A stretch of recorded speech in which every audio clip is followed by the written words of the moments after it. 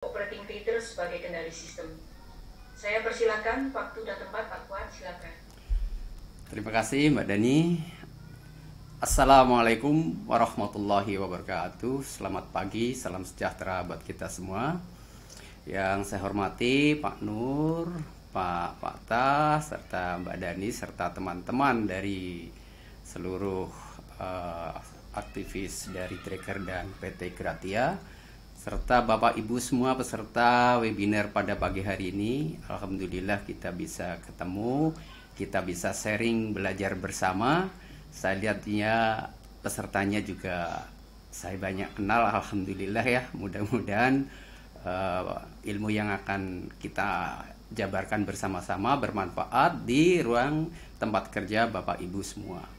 Yang kami sampaikan di sini mudah-mudahan bisa menjawab bagaimana analisis cost di kamar operasi yang selama ini banyakkan hanya by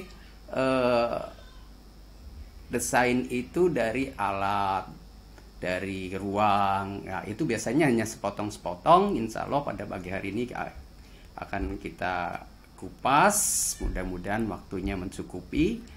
Saya share ya Mbak Dani.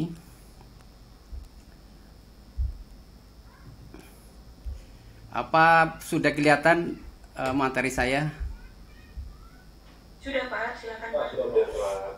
Baik.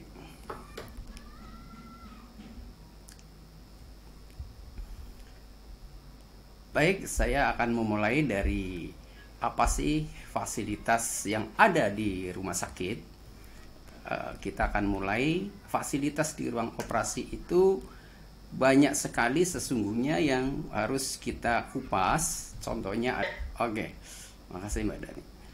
Jadi di ruang OK itu sangat kompleks sekali. Nah, yang harus diperhatikan adalah pasien safety-nya seperti apa, kemudahannya seperti apa.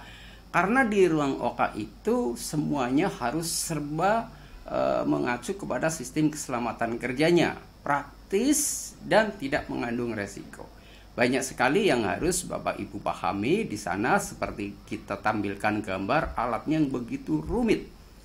Belum jadi dari kasus per kasus. Makanya di sana sekarang ditekankan bagaimana cara menggunakan sistem MOT-nya. MOT itu isinya apa? Dari sistem kontrol dan lain sebagainya itu bisa diatur.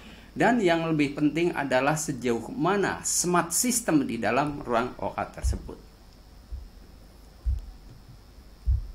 Nah, saya akan sampaikan di dalam ruang IK desain sistemnya itu yang wajib diperhatikan adalah dari sistem bangunannya, sistem kelistrikan medisnya, bagaimana sistem HVAC-nya, peralatan medis, serta manajemen ruang OK dari sarana peralatan dan sistem penunjang. Utility-nya seperti apa? Keselamatannya seperti apa?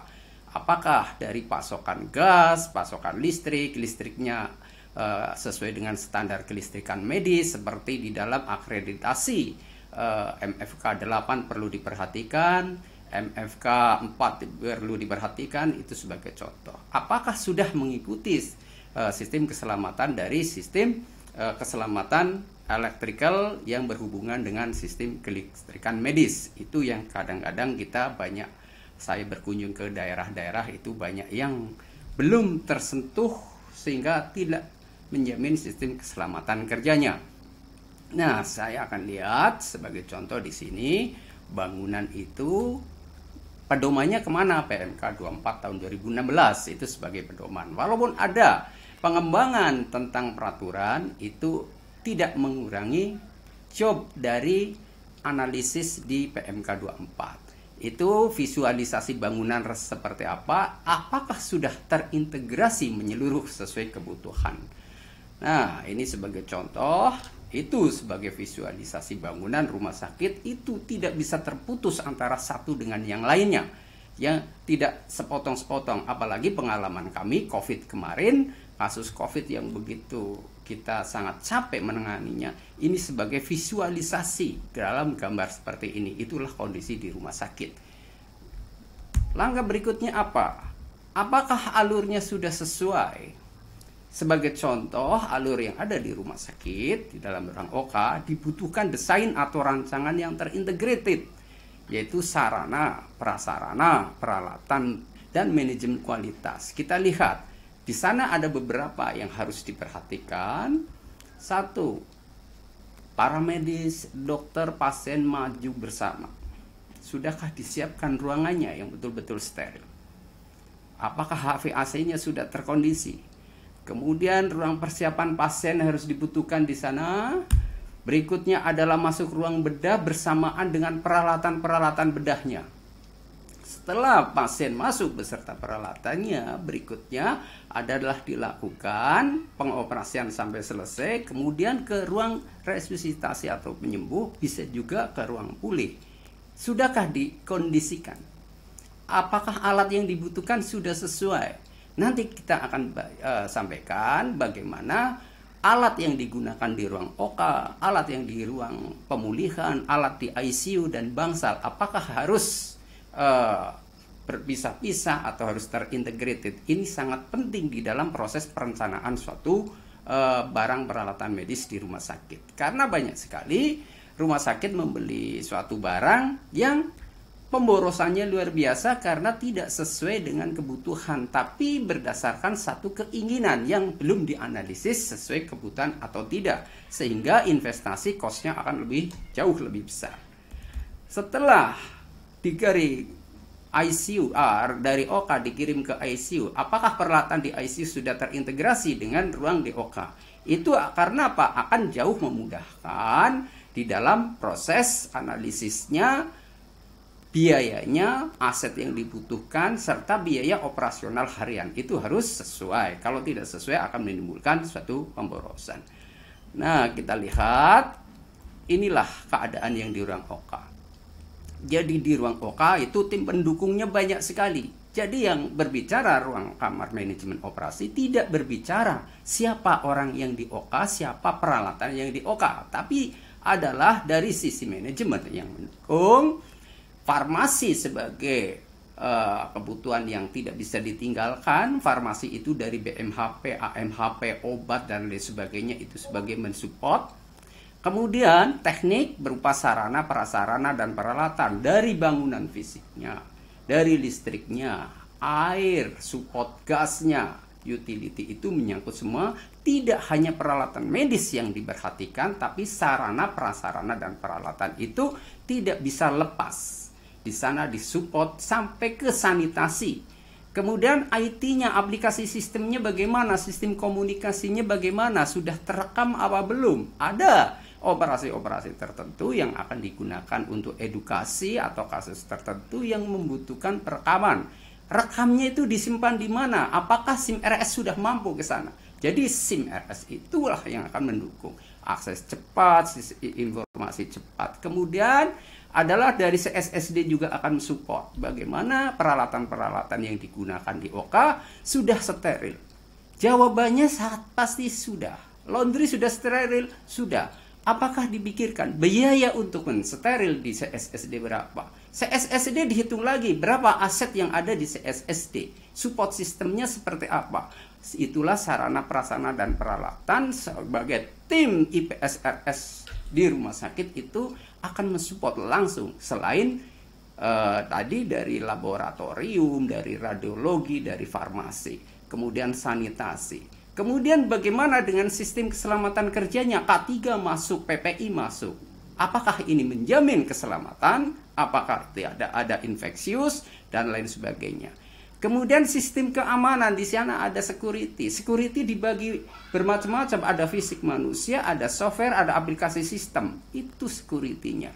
Jangan sampai ada sesuatu yang tidak diperbolehkan, perekaman bisa dicuri orang dan lain sebagainya. Itu akan menjadi jauh lebih penting. Jadi selain laborat yang mendukung langsung, radiologi yang mendukung, bagaimana rumah sakit menghitung cost-nya? Sudah untungkah di rumah sakit dalam manajemen kamar operasi tadi? Jadi tidak bisa dihitung hanya by operasi. Jadi terintegrated satu dengan yang lainnya. Itu gambarannya. Bagaimana kebijakannya? kita lihat kebijakannya, kita lihat kebijakan manajemen mengelola, memimpin sampai mengkoordinasi. Ini di ranahnya manajemen. Bagaimana dengan sistem kerjanya? Apakah dari manajemen itu sudah menyusun, mengajukan rencana, menetapkan kebijakan sampai melaksanakan? Jadi sehebat apapun keinginan dari kita, kembalikan ke manajemen. Kebijakan yang akan dilakukan seperti apa? Itu sebagai gambaran dari peran dari manajemen sistem tadi. Nah, dari Bapak Ibu semua kita akan kupas satu persatu. Setiap rumah sakit wajib terakreditasi. Ini yang jauh lebih penting. Perlu Bapak Ibu ketahui, terutama rumah sakit negeri, swasta juga mirip, bahwa 95%. Pak, selama beda fungsi Pak. Nama F. Selanjut. Ya, 95% tarif sudah ditentukan oleh BPJS. Pasiennya dari BPJS wajib terakreditasi. Kalau tidak terakreditasi tidak bisa mendapatkan dari klaim BPJS, harus diikuti. Yang dimaksud dari penyelenggaraan paling lama adalah beroperasi 2 tahun sejak rumah sakit memperoleh izin. Itu harus diperhatikan. Jadi bagaimana untuk mensupport itu? Dari tenaganya, tenaga medis, fisiologi klinis, tenaga perawat, bidan, farmasi, kesmas gizi, sampai teknik. Teknik itu variasinya sudah beda. Dari listrik, non medis, bangunan, dan lain sebagainya. Itu yang semuanya harus tercukupi. Dan yang jauh lebih penting pada saat akreditasi, kompetenkah kita yang melaksanakan pekerjaan-pekerjaan tersebut? Itu adalah menjadi hal yang wajib, karena di dalam akreditasi kata kuncinya adalah sesuai dengan regulasi yang ditetapkan dan komitmen antara rumah sakit dengan tim akreditasi yang telah ditetapkan. Jadi hal-hal tersebut di atas yang saya sebutkan tidak bisa dipotong satu persatu, sehingga harus terintegrated. Jadi tidak hanya alatnya tapi termasuk SDM-nya. Lakukan sistem aplikasinya. Aplikasi itu menyangkut apa? Dari administrasi kamar bedah yang menyangkut dari daftar kunjungannya berapa, 1 tahun berapa pasien, 1 pasien tarifnya berapa, total pasien berapa, biaya operasionalnya akan ketemu berapa, biaya sewa alat atau penyusutan alatnya berapa, lifetime alat itu berapa, itu harus terintegrasi dan tersimpan sebagai data. Kalau kita tidak bisa memiliki data-data tersebut, resikonya apa? Akhirnya apa? Rumah sakit tidak bisa menilai mana alat yang awet, mana alat yang boros, mana teknisi yang tidak kooperatif dari vendor. Itu tidak punya data. Tapi kalau ini semuanya dimiliki, Bapak Ibu bisa tanya ke saya, Pak Kuat, peralatan ini sudah rusak berapa kali dalam 1 tahun, 1 tahun biayanya berapa? Saya punya data 25 tahun untuk ngitung itu. Jadi berdasarkan data riset itu, bisa jadi di tempat Bapak Ibu berbeda. Bisa jadi informasi dari rumah sakit lain atau dari negara lain yang berbeda. Tapi yang kami miliki adalah historis yang betul-betul real terjadi. Misalnya, bagaimana dengan mesin anestesi yang paling bagus dari beberapa merek apa? Yang ada di rumah sakit itu apa? Nah, itu kita mempunyai data historis itu. Sampai bisa memiliki mana alat yang paling efektif. Itulah fungsi data. Kemudian jadi juga farmasi dan logistik, dia juga akan menghitung jumlah obatnya berapa, kasus ini berapa, tarifnya berapa, dikurangi pendapatan dari operasi berapa rupiah, dikurangi biaya operasional. Biaya operasional dibagi lagi, ada fixed cost, ada variable cost. Ditambah lagi ini yang diorang operasi apa sudah dihitungkah? Pendukung tadi dari CSSD, dari listrik, dari gas, berapa kebutuhan gasnya, apakah sudah dihitung? Itulah fungsi pada pagi hari ini saya harus sampaikan. Karena apa? Jangan sampai salah pilih produk, salah memanage produk. Rumah sakit, terutama yang rumah sakit swasta, sangat penting hati-hati dalam berinvestasi. Kalau rumah sakit negeri masih mending, ada support dari pemerintah. Kalau yang rumah sakit swasta harus bersaing betul. Harus hati-hati di dalam efektivitas suatu biaya. Nah, perhatikan desain bangunan ruang operasi kita lihat. kompartemen adalah seperti apa, merupakan ruang steril yang seperti apa, dibuat zona, mana yang zona merah, mana yang zona kuning, mana yang zona hijau. Itu sudah dipisah lagi, mana ruang untuk masuk pasien, mana ruang untuk masuk dari petugas. Yang lebih penting lagi adalah keluarnya linen itu harus ke pintu yang berbeda, itu juga harus diperhatikan. Gunakan HEPA filter HVAC itu juga harus bagus. Karena apa? Percuma alat yang begitu mahal dan banyak, dokter-dokter yang sudah care melakukan operasi yang sudah begitu bagus, tapi gara-gara infeksi dari yang tidak terkontrol, itu tugasnya K3 dan PPU untuk selalu monitor, akan menjadi gagal di dalam beroperasi. Makanya kita semua sudah mulai belajar bagaimana memanage kamar operasi. Yang jauh lebih penting adalah lifetime peralatan di ruang operasi. Sudahkah dihitung? Kalau saran saya, lifetime itu wajib dihitung karena untuk menentukan suatu kepastian biaya, satu kepastian biaya pemeliharaan, satu kepastian kapan upgrade suatu alat.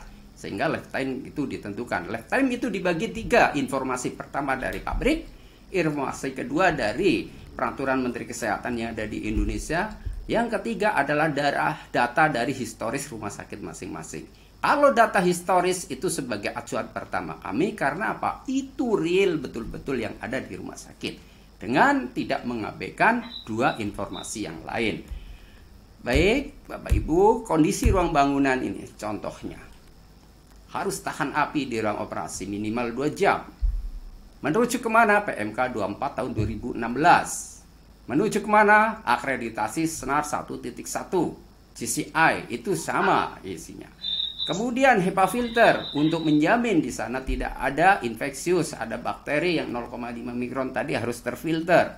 Kemudian adanya vinil yang tahan api. Ingat, setiap lakukan tidak boleh ada yang kotak, tapi setiap lakukan itu harus menjadi suatu oval sehingga tidak sebagai sarang kuman. Itu juga harus mengikuti aturan di situ.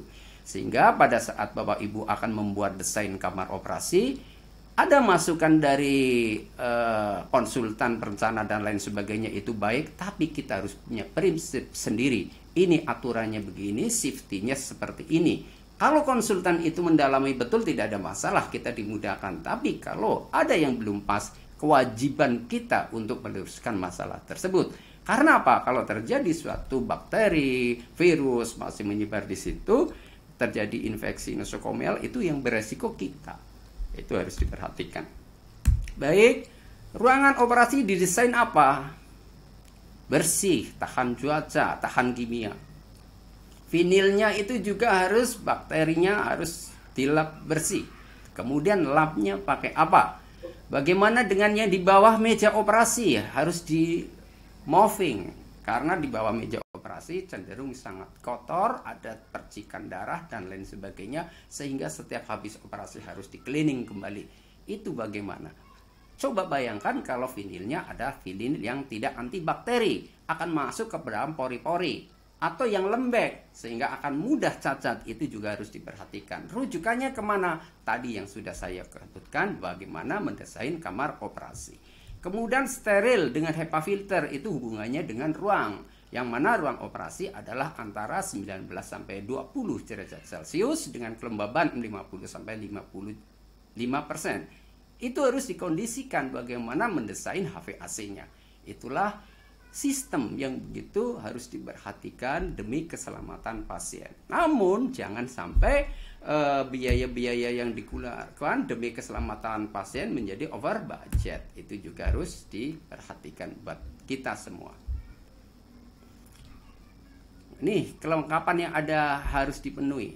Nomor 1, kamar operasi aja sudah butuh siam. Berapa harga siam? Bagaimana resiko siam? Penggunaan siam tidak setiap hari, padahal investasi siam tidak murah. Semurah-murahnya siam itu paling murah itu sekitar 700 juta. Yang dipakai rata-rata di angka 2 miliar. Itu harus diperhatikan. Dipakainya tiap hari. Tidak setiap hari. Itu juga harus diperhitungkan kembali. Sekarang ada film viewer. Film viewer kalau dulu itu menggunakan film dilihat dipakai lampu fluoresan. Sekarang sudah tidak lagi, sudah ranahnya PEX melalui SIM RS, sudah tertanam menggunakan TV monitor. Kemudian tempat instrumennya harus stainless, harus bersih, tidak menggunakan cat yang tidak anti karat, itu juga harus diperhatikan. Di sini ya ada ruang untuk steril, kemudian juga scrub. Scrub station itu simple, tapi sumber airnya, siapa yang mengelola air RO? Sudah dipelihara belum? Itu kembali ke utilitas kembali. Jadi satu kesatuan yang sangat kompleks, yang mana tidak mungkin diputus hanya satu bagaimana manajemen di dalam ruang OK. Tapi yang jauh lebih penting adalah siapa yang mensupport di ruang OK. Itu yang harus diperhatikan. Karena apa? Semua menimbulkan suatu biaya yang harus dikeluarkan oleh rumah sakit. Jadi instrumen ini juga harus hati-hati. Bagaimana pengelolaan instrumennya? Nah, itu harus menggunakan merek apa? Jangan berbicara mahal dan murah, tapi harus punya data historis. Mana yang paling awet untuk lifetime sekian tahun? Kelihatannya instrumen gunting dan lain sebagainya. Jangan salah, ini ratusan juta rupiah. Bagaimana salah di dalam pengelolaan CSSD, salah dalam steril, itu juga berpotensi akan menjadi tumpul. Sudahkah diperhitungkan seperti itu? Steril ada dua, ada steril basah, ada steril kering. Nah, mana yang paling cocok untuk kasus-kasus yang dibutuhkan? Jangan sampai menggunakan steril, yang penting peralatan steril dan lain sebagainya, begitu menggunakan panas, akhirnya barang menjadi rusak karena tidak sesuai dengan peruntukannya. Baik, kita lanjut. Suara saya masih bagus ya, Mbak Dani? Masih, Pak Fuad. Alhamdulillah. Oke. Masih, Pak. Ini sebagai gambaran di ruang OK. Ada siam, peralatan yang cukup mahal, dipakainya tidak setiap hari dan harus dimiliki. Itu juga harus diperhitungkan proteksi radiasinya. Ada yang menggunakan APD, menggunakan apron cukup, tapi ada juga yang menggunakan tampir. Tapi ada juga akreditasi yang harus menghendaki ruang OK harus menggunakan sistem timah. Itu sangat harus diperhatikan betul. Kalau di luarnya satu ruangan menggunakan timah sudah beda, kosnya sudah lain, efektivitasnya seperti apa, bagaimana jalan tengahnya, pakai tabir. Pakai tabir, begitu selesai dipinggirkan beserta alatnya. Itulah yang harus kita pertimbangkan betul. Kadang-kadang juga dari konsulen, wah ini ruangannya harus menggunakan timah. Bahkan ada juga dari institusi tertentu bahwa ruangannya karena menggunakan sinar X harus menggunakan sliding proteksi timah semuanya. Nah, itulah perlu kita keilmuannya itu duduk bersama, jelaskan tentang kebutuhannya. Itu yang harus Bapak Ibu perhatikan, jangan sampai over budgeting. Berikutnya adalah yang saya akan sampaikan, inilah gambaran di ruang OK. Ruang OK, lampunya apakah sudah sesuai? Berapa lux? Free shadow? Sudah terukur? Jangan sampai hanya mencari yang murah. Dalam jangka waktu 6 bulan, dehidrasi, pernah overheating, atau bahkan silau. Kemudian pencahayaannya, Kelvinnya apa sesuai, tidak merubah warna, itu harus diperhatikan. Kemudian sebelah kanannya ada pasien monitor, saya garis bawahi. Setelah pasien dari OK dikirim ke ICU, harus diperhatikan. Di sana ada pasien monitor yang harus terintegrasi, jangan sampai pemborosan di ruang OK dengan di ruang ICU. Pasien monitornya berbeda, tidak kompatibel. Sudah nyopot lagi kabel pasien, sudah nambah lagi nanti elektrodenya. Bagaimana? Harus kompatibel. Copot kabelnya, pindah ke mobil, dari mobil masuk ke ICU. Sehingga tidak ada copotan bongkar dari pasien. Keselamatan akan jauh lebih terjamin. Yang kedua, sebelah kanannya adalah pendan. Pendan adalah hal yang sangat penting karena dia ergonomis sesuai kebutuhannya. Coba bandingkan, satu pendan sudah bisa mewakili berapa troli. Coba Yang harus diperhatikan di sana ada pasien monitor, ada ESU, ada instrumen, ada kebutuhan gas, kebutuhan listrik di sana kumpul jadi satu. Coba bayangkan kalau berantakan semua, tingkat resikonya terlalu tinggi. Tapi dengan menggunakan satu pendan. Jangan berbicara harga pendan itu mahal. Berbicaranya ada lifetime pendan 12 tahun. Bagi 12 tahun dari total harga dibandingkan dengan berangkat, troli, terus ribetnya, kabel roll aja sudah nggak boleh di dalam operasi. Makanya harus diperhatikan. Dari pendan yang ergonomis, dari pendan ke meja operasi jaraknya sangat dekat, sudah sangat simpel. Begitu pasien yang berbeda dengan kasus yang berbeda tinggal digeser sesuai armnya, tangannya. Itulah fungsi pendan. Nah, kemudian di sana ada ESU. Sudahkah ESU itu Bapak Ibu yang sudah memiliki grounding yang bagus? Ingat, grounding 0,2 ohm untuk peralatan medis tidak ada tawar-menawar. Karena apa? Resistansi orang dewasa 4 ohm, resistansi bayi 2 ohm. Jika ada kebocoran arus, kita harus membuang arus itu kepada yang resistansi terendah. Coba bayangkan kalau di groundingnya di sana lebih dari 2 ohm, maka pembuangannya akan ke pasien. Kalau pasien tersentuh oleh dokter, dokternya pun akan ikut kesetrum. Tolong perhatikan dengan sistem itu. Solusinya apa? Kita akan lanjutkan di slide berikutnya nanti. Kemudian yang berikutnya adalah anestesi. Anestesi itu berpikirnya apa? Lifetime anestesi 8 tahun. Setelah 8 tahun dianggap tidak efektif, betul. Karena apa? Pasti sudah penurunan kualitas. Sudah ada perubahan teknologi. Sudah ada efektivitas obat. Saya ngamati dari tahun 90 sampai saat ini bagaimana penghematan mesin anestesi. Mesin anestesi itu bukan hemat awetnya, tapi adalah penggunaan obatnya itu jauh lebih penting. Itu seperti itu. Kemudian meja operasi juga harus hati-hati. Sesuaikan keperuntukannya. Karena apa? Aksesoris meja operasi bisa semahal meja operasinya. Dan yang lebih penting saya pesankan kepada Bapak Ibu semua, meja operasi rusak bisa tuker meja yang lain. Bisa pinjam kamar sebelah dari ruang operasi yang lain. Coba bayangkan kalau yang rusak adalah lampu operasi. Mau dibuat apa? Pada saat lampu operasi mati semuanya off, tidak ada artinya apa-apa. Itu hati-hati di dalam pemilihan suatu barang untuk di rumah sakit. Kemudian yang sebelah kirinya ada hermetic door atau pintu otomatis untuk ruang OK. Itu sekarang menjadi hukum wajib. Di mana PMK 1204 tahun 2004 di situ sudah jelas diwajibkan menggunakan ini ke apa? Demi pasien safety-nya. Tangan tidak menyentuh. Nah, itu sebagai gambaran. Nah, hal-hal seperti inilah kita langsung kepada sistem MOT-nya. MOT di situ mengontrol HV AC, lampu, pintu terkontrol menjadi satu. Ini yang harus kita pahami.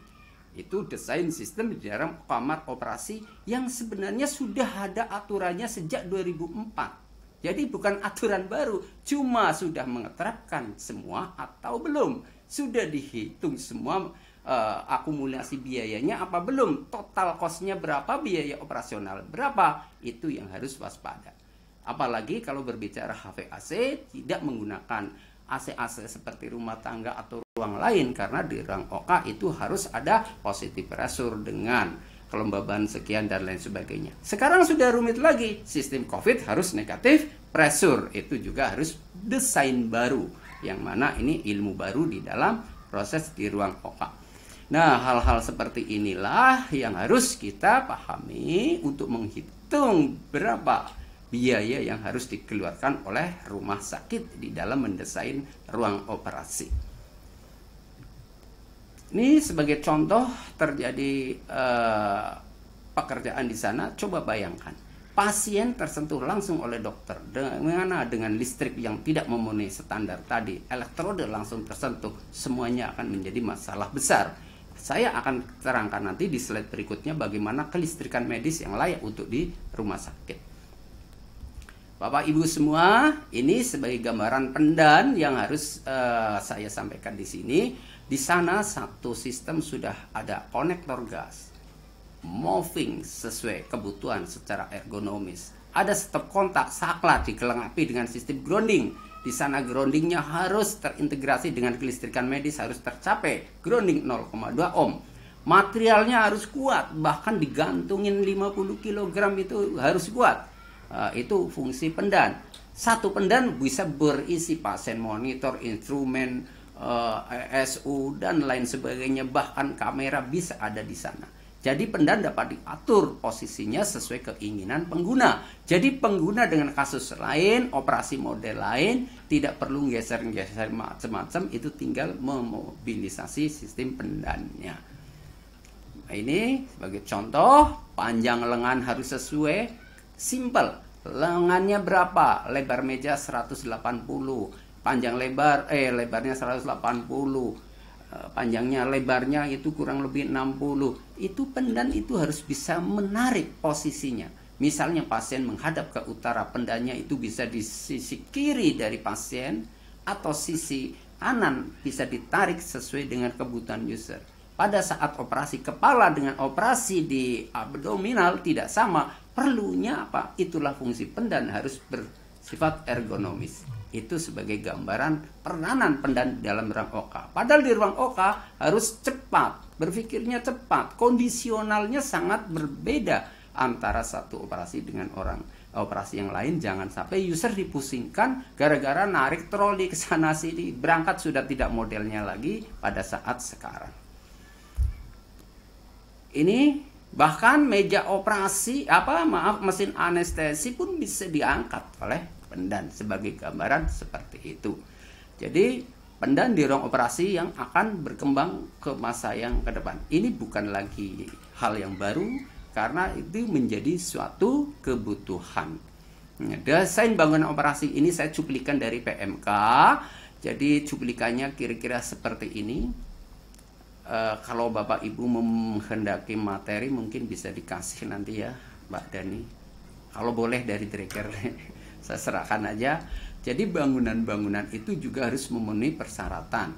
Nah, nanti bisa dibaca tata letak bangunan, sideline-nya tinggi, plafon minimal 3 meter, ruangan harus sekian, itu dihitung. Betul-betul harus dihitung. Tapi Bapak Ibu nggak usah terlalu khawatir, nanti kalau materi saya kurang jelas bisa dilihat di YouTube channel saya tentang manajemen fasilitas dan lain sebagainya. Nanti akan komplit sesuai kebutuhan Bapak Ibu semua. Kemudian tata ruang desain komponen bangunan dalam itu harus dapat meminimalisir resiko. Kata kuncinya, resiko sedikit mungkin. Tadi saya sarankan menggunakan pendan karena apa? Sistemnya praktis, resiko nginjak kabel, selang dan lain sebagainya itu sudah diminimalisir untuk menghindari seperti tadi. Ini adalah aplikasi dari PMK 1204. Baik, saya lanjutkan. Prasarana pendukung kamar operasi apa? Dari instalasi air, mechanical, electrical, gas, uap, pengelolaan limbah, pencegahan kebakaran, instalasi tata udara, sistem informasi komunikasi. Ini rahnya pure di IPSRS. Mensupport sebegini banyak terhadap kesuksesan di kamar operasi. Makanya dari IPSRS harus bekerja sama dengan user, hubungan ditata dengan baik, kalau ada masalah bisa diselesaikan. Karena apa? Coba bayangkan. Di ruang OK dengan jumlah aset sampai 25, sekian miliar, listrik mati tidak operasional, gas mati tidak operasional, akan sia-sia. Padahal satu hari berapa pasien? Nah, disinilah support dari bagian IPSRS atau teknis itu harus betul-betul mensupport anytime, setiap saat. Pertanyaannya ada, apakah harus orang teknik rumah sakit atau bisa kerjasama dengan orang luar? Itu teknis. Tingkat resikonya harus dihitung. Nah, kalau di kontrak maintenance yang alat yang mana, kalau yang dikerjakan sendiri yang mana? Itu. Kalau di kontrak maintenance, berapa respon time dari vendor yang akan melakukan suatu tindakan? Itu akan menjadi jauh lebih penting. Jadi Bapak Ibu, tolong diperhitungkan betul di dalam memanagenya.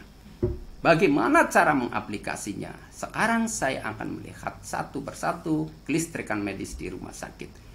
Ini PLN, genset, UPS, control system. Itu kelistrikan yang ada di rumah sakit. Coba kita lihat dari PLN masuk ke trafo PLN, kemudian ke genset. Dari genset kemudian dari UPS. Dan ingat, hukumnya wajib buat kami memikirkan sistem keselamatan. Di ruang OK, selain menggunakan UPS, harus menggunakan isolasi transformer. Tujuannya apa? Keselamatan pasien. Karena tidak menjamin grounding bagus terus. Pada musim kemarau bisa jadi tahanannya tinggi, groundingnya menjadi resistansi tinggi. Pada saat musim hujan bisa jadi airnya dekat sehingga groundingnya bagus. Isolasi transformer akan menjawab di situ karena tersentuh satu kutub tidak nyetrum. Nah, kemarin kami juga pernah menangani kasus saya protek pada saat ada terjadi kasus di UBS atau isolasi transformer, listrik harus off supaya tidak operasi sehingga tidak membahayakan pasien. Itu sistem. Di mana pekerjaannya itu di MOT yang akan mengatur itu. Ya, kemudian di isolasi transformer, isolasi trafo itu saya bilang wajib setelah UBS. Kemudian ada panel box. Ini orang teknik lagi. Panel box ini mengontrol antara RST harus diperhatikan tentang penggunaan power dayanya. Karena apa? Di situ ada pesawat ronsen bisa jadi membutuhkan tenaga lebih besar. Jadi jangan sampai RST tidak imbang, resikonya adalah listriknya akan menjadi tidak bagus dan beresiko terhadap penurunan suatu kualitas. Kemudian sistem grounding tadi sudah saya sebutkan hukumnya wajib. Karena apa? Grounding juga harus dikontrol setiap 6 bulan sekali, paling jelek 1 tahun sekali. Itulah yang harus disampaikan. Jadi dari PLN, trafo ke genset ke UPS ada sistem pengganti ATS automatic treatment system tadi, kemudian menggunakan trafo isolasi, baru ke panel box, dari panel box juga groundingnya harus bagus, baru listrik dikirim ke MOT, baru layak digunakan di ruang OK. Jadi di ruang OK itu sangat riskan. Ingat, OK, ICU, PICU, NICU itu adalah safety tingkat 1 yang tidak bisa main-main terhadap keselamatan kerjanya. Baik, ini contoh groundingnya. Tingkat resikonya terlalu tinggi. Grounding ini menyelamatkan semua. Jangan menyepelekan. Yang jauh lebih penting adalah saya kasih informasikan fungsi peranan dari UPS. Ingat, jangan pernah berbicara UPS mahal atau murah. Gunakan UPS sesuai porsinya. Hitung beban yang akan mengkonsumsi, pilih UPS yang sesuai, genset hidup setelah PLN mati berapa detik, gunakan UPS sesuai. Jangan sampai terkecoh oleh kekhawatiran. Banyak sekali user yang bilang, wah ini UPS harus bisa hidup 15 menit, minimal 10 menit. Kalau tanya ke saya, bukan UPS yang menjadi utama, gensetnya yang menjadi utama. UPS adalah masa transisi antara PLN sampai genset hidup. Satuan genset yang bagus itu 11 sampai 14 detik. Kalau normalisasi hebat itu 30 detik, berarti kebutuhan listriknya kan setengah menit. Kenapa menggunakan UPS yang 1/4 jam? Karena apa? Cost-nya jauh lebih tinggi. Jadi pilihlah UPS yang tepat. Jadi Bapak Ibu semua, karena di sini saya tidak menerangkan itu, Bapak Ibu saya sarankan buka di channel saya tentang kelistrikan